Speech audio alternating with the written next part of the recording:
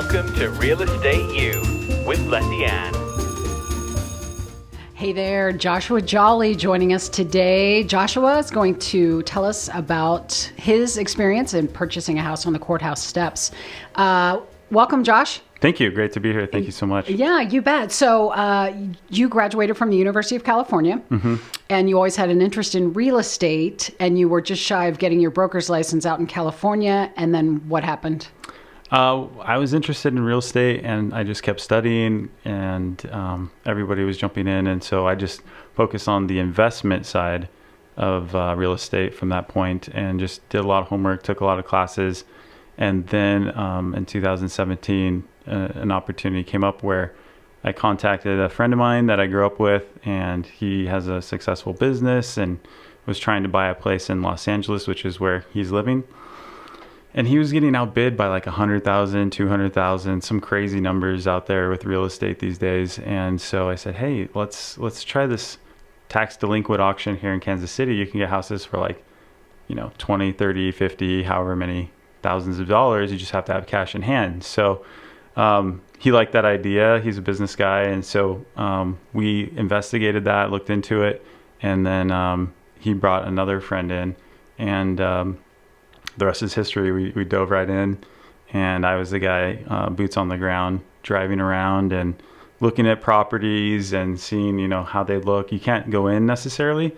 But one of the times when I was driving around on one of the weekends, they give you a list of in the daily caller, daily report of all the properties. So where does one find the daily report?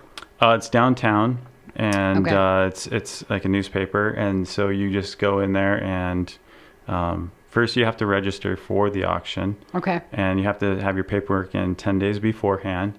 And I think the report or the paper comes out about a month before the auction, which is every year in August. And so So they only do it once a year? yeah. Okay. So people must fly if it's only, I did not know it was only once a year. I thought it was probably monthly. That's wild. So was it Casey Mo? It was Jackson County. Okay, so Jackson County once a year, and I'm curious to see how many people were there, but there must have been a ton of properties to auction if they're sort of keeping a pool of them. Yeah, it's probably up to 2,000.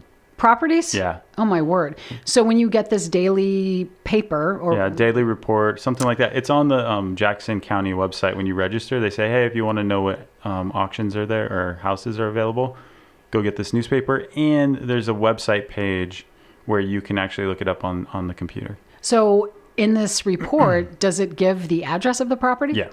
Oh, so you could drive by. You can drive by. Okay. You can walk around if you feel safe and no one's going to shoot you or whatever. Right. And then, you can drive by, and then it tells you also what the taxes are owed, and that's the starting bid. So, but you mentioned tax delinquent Auction. On the, and I love saying, I'm going to buy a property on the courthouse steps because people think it sounds so sexy. Like I'll just go down there like the people on TV and I've got my number. Is that how it goes?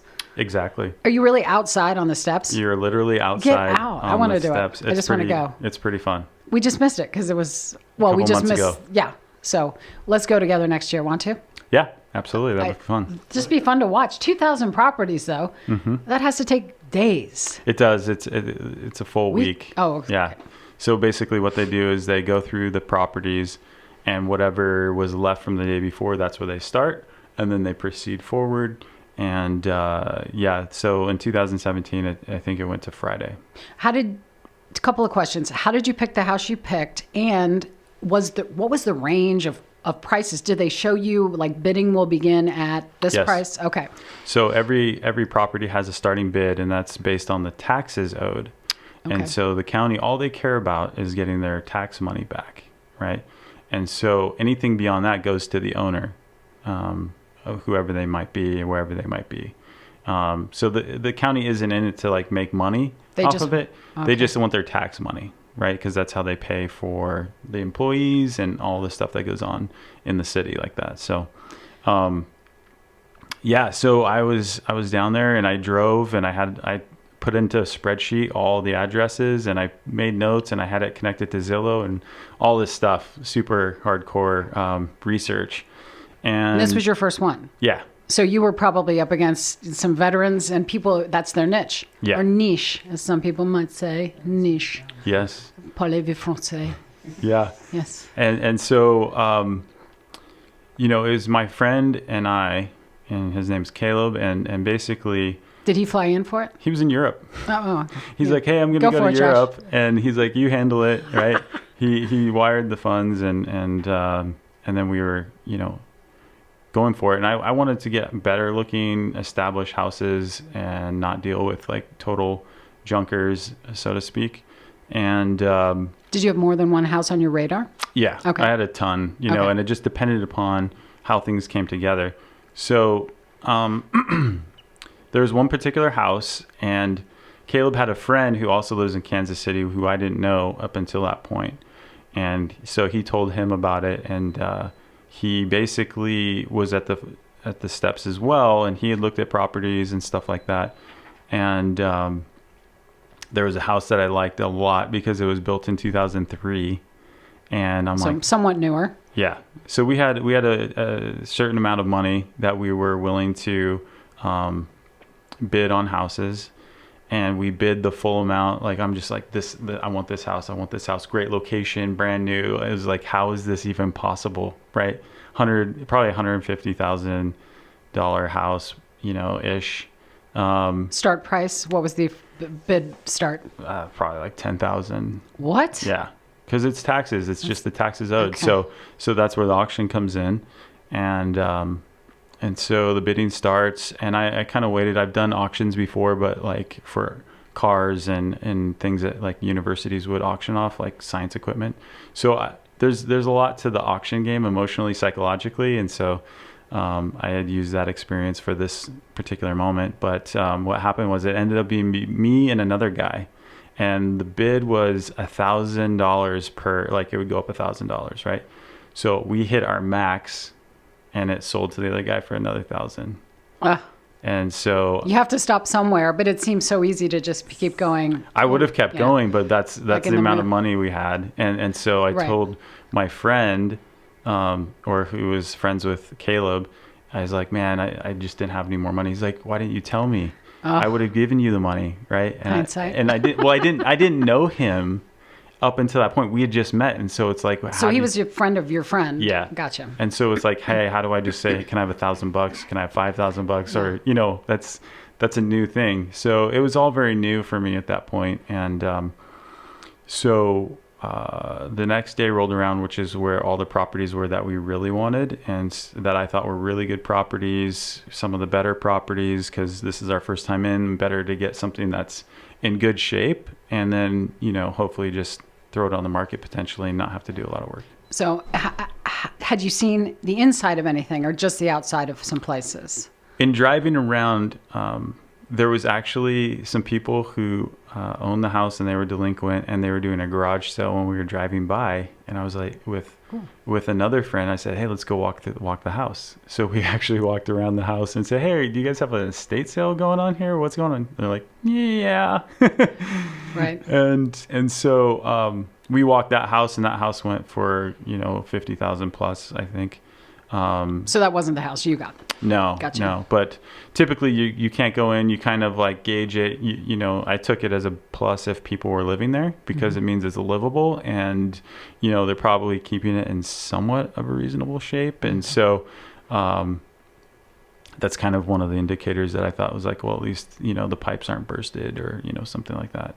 Humans are here. Yeah. Humans are here and they're functioning. But man, when you see some of the pictures, it was unbelievable, the stuff they were living in, like months before we took possession. So, well, we'll get to that. Yeah. Right. So the next day you're back, and it's more of your price point, but you got your feet wet the day before. Mm-hmm. So the next day comes back, and I'm at the courthouse. Caleb's friend wasn't there. Caleb's in Europe. So now you have no money. We had you have no one to ask for an extra 500. Right. I had no one to ask for an extra amount. We just had our amount that we were willing to bid. And so all of the properties that I was interested in, were coming up, but they took lunch. So during lunch, I was WhatsApping Caleb and the other guy to come to an agreement where all three of us partnered. And because the other guy left me about $100,000 in cashier's checks, and it's like, here, hold on to this and bid for me, or whatever. That's a big responsibility. Yeah. I was like, wow, this is amazing. I just met this guy and he just trusts me with like $10,000 cashier's checks. Like that's amazing. Right? I didn't know you were going to spend that much. Well, I didn't either. Right. So that was a surprise. Yeah. Well, yeah, it was, here's the money. And so basically what happened is we came to a deal agreement over WhatsApp during lunch. It started right up and they're like, just buy as many as you can get. Right. And so the two we ended up getting were like basically right next to each other. And Same street, you mean? No, in terms of where they lined up in the auction. Gotcha. And so we got those, and then I was trying to get another one, but they went overpriced from what we had left after the two. But we did end up getting the two properties. So that was great. And they're like, get more, and it just worked out that we got two. Were you exhausted? No, not really. No. Were you pumped up, like energy, like this is so cool? There's Can't wait to see what I bought. Yeah, there's an adrenaline rush, right? Because totally. especially because they were trusting my homework, and you can't see inside. But basically, I drove the properties. I made sure that they really did exist, because after winning it, what happens is there's a court date, and you have to show up at court and claim the property. How long after the? It's in November. So a couple of months later is when you actually get possession and pay? No. It's just a court hearing you have to show up for. And then there's a judge. And so there's like different days, and you're assigned a particular day. Okay. And potentially the owner could show up and say, hey, we want the property. Here's our tax money. And then basically we don't get the property. Gotcha. And we get our money back, but maybe with a little interest. But you do pay for the property the day that of the auction. You have to have cash in hand or a cashier's check. Gotcha. Wow. Yeah. I can't wait to go with you next year. Yeah. Yes. Yeah. So I'm gonna start saving right now. Put your If pennies you need together. $500, just call me. Okay. Deal. Yeah. So yeah, it was quite the adrenaline rush. It was like, man, I hope these are great properties, because I really wanted to do well for my friend, and then now his friend that I just met. And that was my biggest concern. So I chose the properties that I felt like these look like they're in the best shape. They look like they're in great places to be potentially profitable. That's the hope. And we'll see what happens. So hopefully they're not upset and they're really happy with it. And I thought there was a lot of potential. And did you stock those two houses for 8 weeks? Because it was August, September, October, almost 3 months before your court date. No, I didn't actually, because I kind of left town and I was down in Florida spending time with my dad. So I just came back for the auction and did the homework, and then I went back down to Florida, and then came back for the court hearing. How did that? Tell us about that. It's really unusual. I haven't really been to a court date appearance, anything like that, for any reason. Thankfully, for the most part, right? Nobody really wants to be in the court. No. But there's everybody's in there, and you're kind of looking around to see who's who. And I figured out who one of the owners was of one of the properties based on their name and how they looked, and my hunch of, I think they're probably the owner of one of my properties. And wow. And sure enough, they were, and they wanted the property. And thank goodness you bought two. Yeah, we got two. But they had to come up with the tax money. They didn't have the tax money. That's so sad. It's super sad. That's so sad. So yeah, that was unfortunate, and I wasn't sure what was going to happen. At the same time, you're watching other people come forward for their properties, and there was this gentleman who came forward, and the owners weren't there. It was just him, and the judge is there, and so basically the judge is like, oh, the owner's not here. You're awarded this property. It sold for $48,000, and it's all yours. And the gentleman's like, sir, your honor, may I decline the purchase? And the honor, the judge asked him why. Why would you want to do that? He's like, well, it's burned down. And the judge asked him, did it burn before the auction or after? And he said before. And he's like, sorry, as is, where is $48,000? Gavel down. Yeah. Boom. Yeah. Drop the hammer. Did the guy fall over? I was shocked. I was like, how, because if you think about it, there's two people bidding for this burned down property because they didn't drive it. And what happens is on the website, it shows like a nice looking built building, but they're actually burned down. And I discovered that myself when I was doing my homework. I'm like, how is this property, available? This looks amazing. And then it was a burned down property, but the picture on the website shows the actual property. So two people didn't do their homework and drive it. And this guy got stuck with a $48,000 property. Oh my word. Can you believe imagine? that? And that's just probably for a 6,000 square foot lot or something tiny. So exactly. And then also there is a couple of gentlemen that were there, and the same thing happened, and they're like, Your Honor, the house burned down. And they're like, well, was it before the auction or after? And they said after. Like, okay, you can have a refund. So at least there's some justice, and like they're not, the county isn't just taking people's money and saying, sorry, tough luck, Oh, that's awful. Well, they didn't do their due diligence. The two gentlemen did, and somebody burned it down, right? Like the owner or something burned it, or something happened. Before the auction.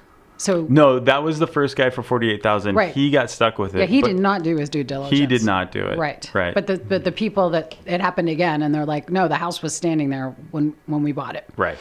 So Andy's telling me we have about 5 minutes, actually 2 minutes. Okay. So you say tax delinquent auction, not to be confused with an auction of a property that we're going to talk to. We're going to have another guest for Kate's auction, totally different scenario, but that gets very confusing. But people delinquent on their mortgage payments. Yep. Those homes as well. Tell us, those homes as well can end up on the courthouse steps. Is that right? This is primarily because it's tax. Mortgage, it would probably revert back to the bank. Right. So in this situation, 3 years, somebody didn't pay taxes on a property for whatever reason. That's the minimum, 3 years. Once it goes 3 years, then they auction it. If somebody even just comes in to try and make a payment, like $100, it won't even come close to making the tax auction. So when someone says, oh, we bought a property on the courthouse steps, is it always a tax delinquent? Because that's the only thing I'm aware of. Okay. All right. Well, good to know. Yeah. And I think when it's a bankruptcy or fail to pay your mortgage up to a certain time and the bank takes the property back, I still think also, just like the tax delinquent, the owner has first right of refusal should they come up with being able to catch up on their payments and things like that, which is really nice because nobody wants to be in that situation. Right. At all. Exactly. So we're down to about 1 minute, but I'm really anxious to hear about what you did and what this property looked like. So we'll welcome you back on another show if you Perfect. can, and we'll do that. Terrific. So Joshua Jolly, thank you so much. And I'd love to go to the auction with you. Okay. And I'd like to talk to you about maybe considering getting a real estate license. Okay. We can and talk about joining it. some people that you recently met. Boom.